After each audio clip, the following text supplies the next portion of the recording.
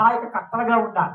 మన ఇరుగు పొరుగు వారు మనము ఎలా ఉండాలంటే మనల్ని దేవుడిలోకి నడిపించే వారిగా ఉండాలి.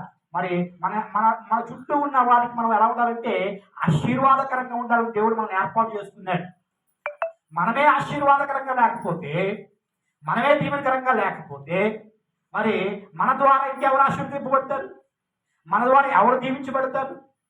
అని మన ద్వారా మనం చెప్పే మాటలు వారికి ఆశీర్వాదకరంగా ఉంటాయా? గమనించండి. మంచి సమరయుడు ఏం చేస్తుందో తెలుసా? ఒక వ్యక్తి పట్టబడి ఉంటే, ఒక వ్యక్తి కొట్టబడి ఉంటే, ఒక వ్యక్తి మరి మరి దొంగల చేతిలో మరి చాలా చిత్రహింసలు మరి పొంది ఉంటే అతను చూసుకుని వెళ్ళిపోలేదు. ఏం చేశాడు తెలుసా?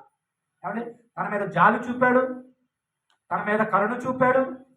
ఆ యొక్క మంచి సమరయుడు తన ఎడల బాధ్యత తీసుకున్నాడు.